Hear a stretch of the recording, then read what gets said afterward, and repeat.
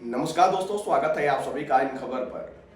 दोस्तों, पूरे उत्तर प्रदेश में अलग अलग जिलों में भीषण वर्षा का क्रम जारी है और इसी क्रम में अयोध्या में बीते दिनों लगातार बारिश देखने को मिली, जिसके बाद रामपथ से लेकर अयोध्या की तमाम सड़कों पर जलभराव हो गया था और उसके बाद वहां की तस्वीर और वीडियो सोशल मीडिया पे वायरल हो रहे थे। कहा जा रहा था कि यही अयोध्या का विकास है, यही अयोध्या में विकास हुआ है। विपक्ष इन तमाम मुद्दों को लेकर बीजेपी को घेरने में भी जुटा हुआ था और इसी क्रम में आपको बता दूं कि अयोध्या से नवनिर्वाचित सांसद यानी कि अवधेश प्रसाद जो है निरीक्षण करने पहुंचे। अवधेश प्रसाद रामपथ होते हुए राम मंदिर की तरफ जो रास्ता जाता है उधर भी गए और अयोध्या के उन तमाम सड़कों का जायजा लिए जहां के वीडियोज और फोटो सोशल मीडिया पे वायरल हो रहे थे, जहां कहा जा रहा था कि यहाँ की सड़कें टूट चुकी हैं, गड्ढे हो चुके हैं, पानी लगे हैं और इतना जलभराव हो गया है कि दर्शन करना दुर्लभ हो गया है। तो ये तमाम चीजें आई और इसकी समीक्षा करने के बाद अवधेश प्रसाद भड़कते हुए भी नजर आए और सरकार के ऊपर निशाना साधते हुए भी नजर आए कि आखिर ये कैसे हुआ। उन्होंने कहा कि कई जगह पे तो लोगों ने कहा कि रातों रात जो है पाट दिया गया है, यानी कि जो गड्ढे नजर आ रहे थे उसको भर दिया गया है।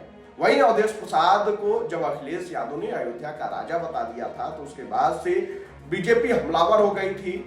बीजेपी ने कहा था कि अयोध्या का राजा सिर्फ और सिर्फ कोई है तो वो प्रभु श्री राम है, अयोध्या के राजा अवधेश प्रसाद नहीं हो सकते। अवधेश प्रसाद उस पर भी बातचीत किए। अवधेश प्रसाद ने कहा कि वो उनकी भावना थी, मैं तो अयोध्या का सेवक हूँ। जरा आप सुनिए कि समीक्षा करने के बाद अवधेश प्रसाद ने क्या कुछ कहा। लोकसभा का सत्र चल रहा था और हमें बार बार कई सोर्सेज से इस बात की शिकायत मिल रही थी कि रामपथ जगह जगह बैठ गया है, पानी भर गया है, लोगों के घर में भर गया है, लोगों के लिए चलने फिरने में दुश्वारियां हैं। तो मैंने कहा भाई अभी तो यहाँ सत्र चल रहा है और उसके बाद जब यहाँ से मैं मौका मिलेगा तो मैं आऊंगा, मौके पर देखूंगा तभी कोई बात करूंगा। तो कल जो है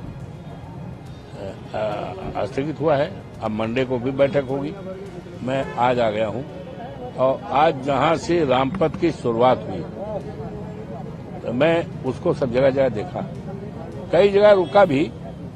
यहाँ पे लोगों ने कहा यहाँ गड्ढा था, यहाँ गड्ढा था, वहां रुका भी, लोगों से पूछा भी। हमने कहा बताओ भाई कहाँ गड्ढा है, कहीं गड्ढा तो था लेकिन रात रात में काम हुआ है और दिखाया कि देखिए अभी मेस्फाल्ट ताजा ताजा है, आप घुसिए आपके पैर में चिपका करेगा। तो हमने देखा भी, तो ये शिकायतें सही थी लेकिन लोगों ने उन शिकायतों को छिपाने के लिए रात रात उसमें पट्टी जोड़ा है, क्योंदा जोड़ा है, लेकिन वो परमानेंट इलाज नहीं है, न परमानेंट निदान है, न उससे मजबूती आएगी। ये निश्चित तौर से ये रामपथ है, कोई मामूली सड़क तो है नहीं, रामपथ है और रामपथ सड़क बनने के लिए डाइंग से लेकर और हर 15 दिन बड़े स्तर पर उसकी समीक्षा भी होती रही है, माननीय मुख्यमंत्री जी भी आते रहे हैं। तो इस सड़क में और सड़क का देखिए ये श्री राम अस्पताल है, बिल्कुल ये है रामपथ, ये रामपथ है और ये श्री राम अस्पताल है। आखिर पानी गिरेगा तो अस्पताल में जाएगा ना। मैं आपसे पूछता हूँ, मौके पर आप लोग देखो, आखिर ये पानी सड़क का कहाँ जाएगा, अस्पताल में, और अस्पताल में पानी जाने की संभावना ही नहीं। पानी तो देख ही सकते हो आप, इमरजेंसी में चला गया, इमरजेंसी में है। तो ये है, तो ये जो है गंभीर मामला है और इसको गंभीरतापूर्वक लेने की जरूरत है और इसमें जो भी जिम्मेदार हों उनके खिलाफ कानून के दायरे में लाकर सख्त से सख्त कार्रवाई होनी चाहिए। ऐसा देखो ये बड़ा मामला है, इससे काम नहीं चलेगा, इसमें बहुत उच्च स्तरीय जांच की जरूरत है, बहुत उच्च स्तरीय जांच की जरूरत है, डाइंग से लेकर आवाज तक।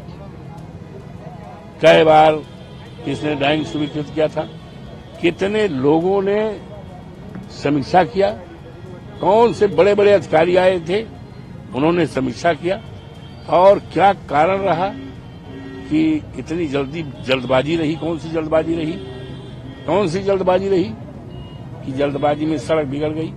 कहीं कोई बात तो रही होगी ना। ये सारे मुद्दे हैं, ये सारे मामले हैं। It is matter of inquiry. तो विदाउट हैविंग एनी इंक्वायरी कोई सॉलिड बात नहीं कही जाए, लेकिन मैं मांग करूंगा उच्च स्तरीय जांच की जाए। और जांच की मांग करते हैं। अरे जांच जहां से होनी चाहिए, कहा हम हुआ वो गांव सभा से मांग करेंगे, कहा हम वीडियो से मांग करेंगे? बोलो नहीं। अब अंदाज लगा लो, हम किससे कहेंगे?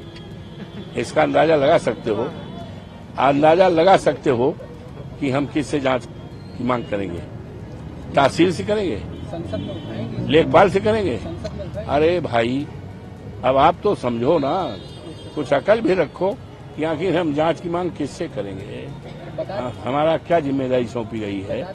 जनता ने हमारे ऊपर कहाँ के लिए जिम्मेदारी सौंपी गई है? इसी से अंदाजा लगा लो, उसी से। और जिससे करेंगे आप देखोगे, चाहे परेशान हो। अखिलेश जी ने आपको अयोध्या का राजा बता दिया, कैसे? अरे यार, ये तो उनकी भावना है ना, ये तो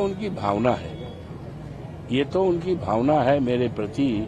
लेकिन इस पर सुनते भारतीय जनता पार्टी के लोगों के पेट में दर्द होने लगा है, नहीं है कि नहीं? एक कहावत नहीं कि जैसी मूरत देखा मुहूर्त देखी वैसे, है कि नहीं? तो ये है, भावना जैसी जाकी रही भावना जैसी, हर मूरत देखी तिन तैसी। तो माननीय अखिलेश जी की मेरे प्रति एक भावना है, वो उसको समझो। ये भावना है, सम्मान देने का है, आदर देने का है, इज्जत देने का है, समझ गए? लेकिन इसको सुनकर भारतीय जनता पार्टी के पेट में दर्द होने लगे। ये शेड्यूल कास्ट का आदमी, इसको ये कह रहे हैं भगवान राम राजा। हम राजा नहीं हो सकते, हम तो सेवक, हम सेवादार हैं, सेवक हैं। और प्रभु श्री राम की मर्यादा जो तोड़ी गई है, बिगाड़ी गई है, उसको केवल अयोध्या में ही नहीं, पूरे देश में कायम करूंगा। तो सुना आपने कि अवधेश प्रसाद ने क्या कुछ कहा है और किस तरीके से इन बातों से खुद को पीछे करते हुए नजर आए, और अखिलेश यादव के उस बयान को उन्होंने एक भावना का रूप दिया। खैर, अयोध्या की उन तमाम सड़कों का जायजा लेने के बाद अवधेश प्रसाद ने कहा कि मैं इसकी जांच की मांग करूंगा। अब देखना होगा कि आगे क्या कुछ होता है, लेकिन अवधेश प्रसाद जिस तरीके से अयोध्या की सड़कों पर उतरे, वहां का निरीक्षण किए, इसके बाद से भी राजनीति और भी गरमाने वाली है।